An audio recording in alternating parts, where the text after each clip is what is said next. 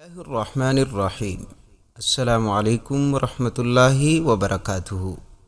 امید کرتا ہوں کہ آپ تمام دوست خیریت سے ہوں گے، اور اللہ کریم سے دعا ہے کہ اللہ کریم آپ تمام دوستوں کو خوش اور سلامت رکھے۔ اللہ کا کرشمہ دیکھنا ہے تو نماز فجر کے بعد یہ جلالی آیت 21 مرتبہ پڑھ لیجئے گا۔ اللہ تعالیٰ کی ایسی غیبی مدد آئے گی کہ آپ حیران رہ جائے گی۔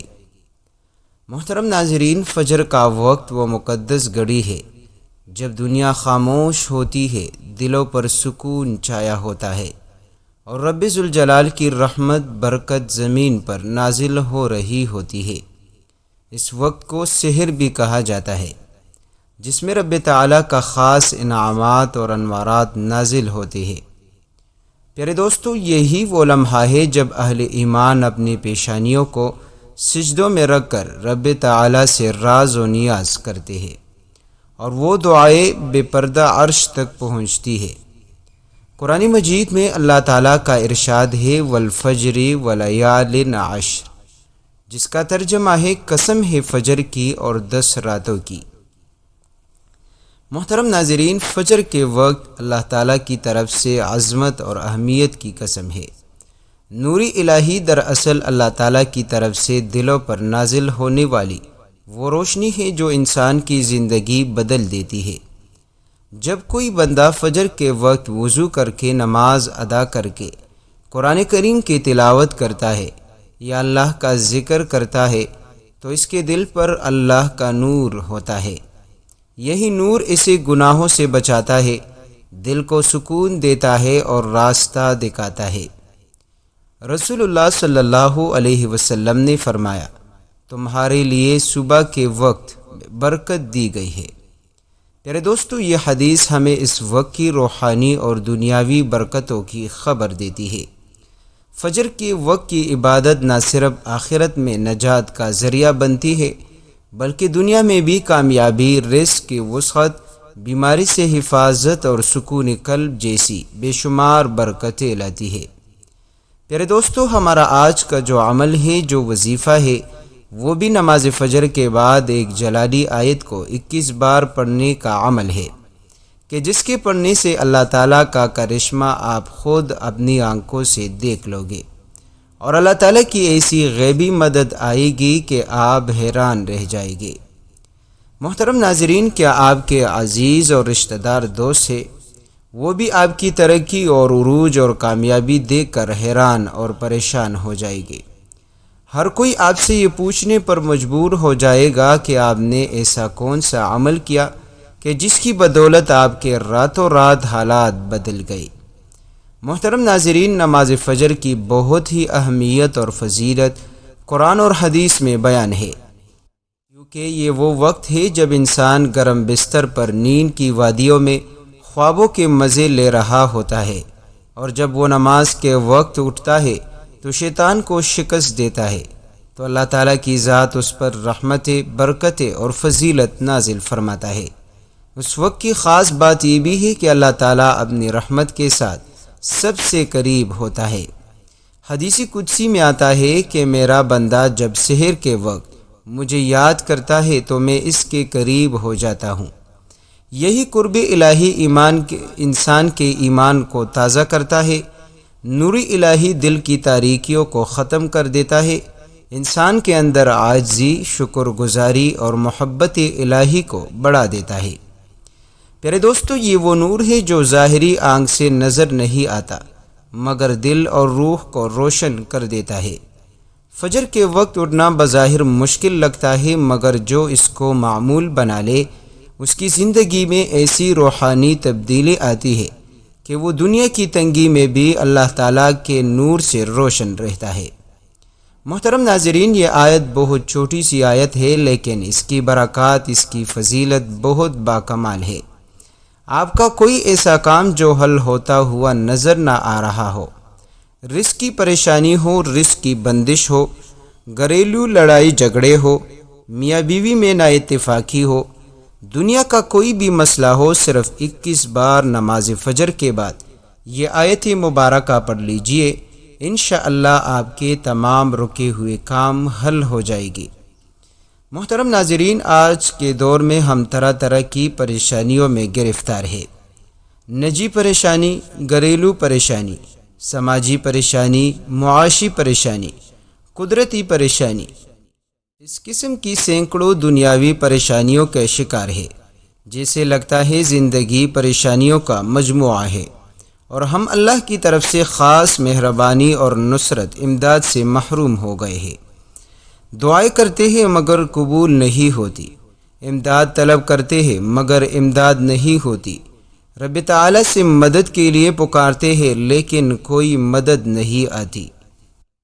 پیارے دوستو، قرآن کریم رب تعالی کی وہ کتاب ہے جس میں بندے کی ساری پریشانی، مشکلوں، بیماریوں اور مصیبتوں، دکھ اور غم اور درد، ہر قسم کے مسئلے مسائل کا حل موجود ہے۔ قرآن کریم میں رب تعالیٰ کا ارشاد ہے جس کا ترجمہ یہ ہے کہ مدد تو اللہ ہی کی طرف سے ہے جو غالب اور حکمت والا ہے۔ ایک اور جگہ ارشاد مبارک ہے جس کا ترجمہ یہ ہے کہ اللہ ہی تمہارا خیر خواہ ہے اور وہی سب سے بہتر مددگار ہے۔ محترم ناظرین، ہم میں سے اکثر لوگوں کو ایک شکوہ ہمیشہ رہتا ہے کہ ہماری روزی میں برکت نہیں، گھر میں برکت نہیں، کتنا ہی کا مال پتہ ہی نہیں چلتا کہ کہاں خرچ ہو اور کہاں مال گیا۔ ہر وقت کوئی نہ کوئی پریشانی رہتی ہے، کبھی بیماری تو کبھی تنگی۔ اگر ہم اس تمام بے برکتی، تنگ دستی، بے روزگاری اور پریشانیوں کو نماز فجر کی عدم ادائیگی کے پس منظر میں دیکھیں تو معلوم ہوگا کہ یہ سب بے برکتی اسی سبب سے ہے کہ ہم نماز فجر کی ادائیگی میں حد درجہ کوتاہی، غفلت اور لاپرواہی کا شکار ہے۔ رسول اللہ صلی اللہ علیہ وسلم سے اس حوالے سے متعدد احادیث موجود ہے جن میں رزق کی تقسیم اور فراوانی اور برکت کو نماز فجر کی ادائیگی سے مشروط کیا گیا ہے۔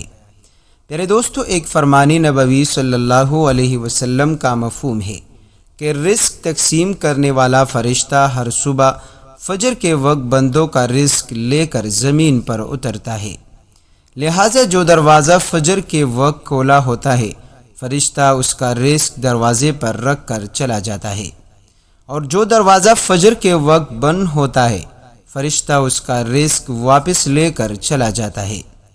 اس فرمان نبوی صلی اللہ علیہ وسلم میں فجر کے وقت دروازہ کھلا ہونے کا مطلب یہ ہے کہ جس گھر کے افراد صبح فجر کے وقت بیدار ہو کر نماز پڑھتے ہیں انہیں ان کا رزق عطا کر دیا جاتا ہے۔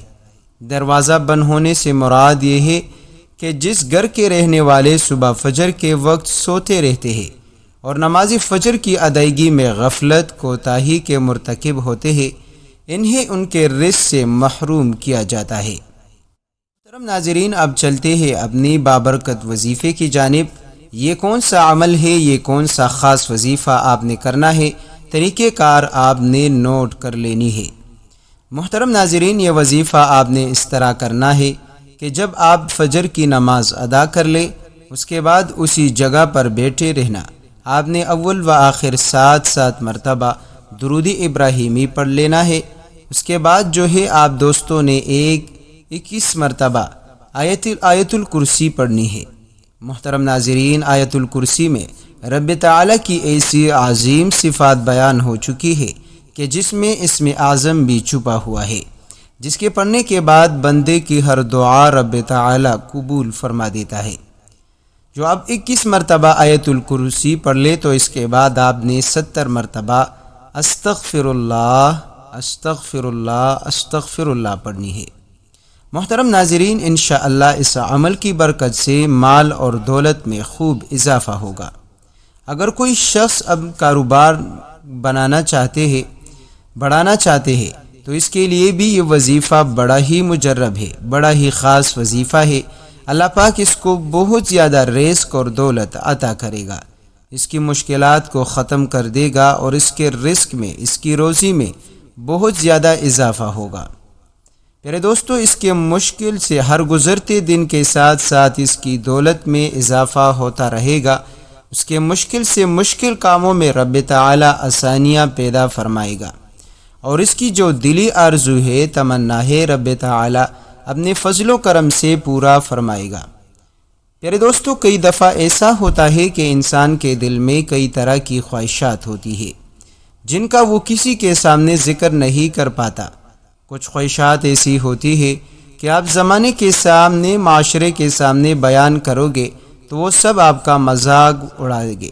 تو ناظرین، جس طرح بھی حالات ہوتے ہیں اپنے اللہ کو ہی بتایا کرو، بے شک اللہ تعالیٰ سب کچھ جانتا ہے، لیکن پھر بھی بندے کا مانگنا اور ہاتھ پھیلانا رب تعالیٰ کو بہت پسند ہے۔ اس لیے اپنے اللہ سے مانگ لیا کرو، اللہ تعالیٰ ہر چیز میں اس سے آپ مدد طلب کیا کرو۔ اللہ تعالیٰ بڑا ہی غفور الرحیم ہے، وہ عطا کرنے والا ہے۔ رزق کے حوالے سے، دولت کے حوالے سے پریشان نہ ہوا کرے، اللہ پاک کے حضور دعا کیا کرے، انشاءاللہ وہی رزق دینے والا ہے، وہی حاجتوں کو پورا کرنے والا ہے، اور وہی مشکلوں کو آسان کر دینے والا ہے۔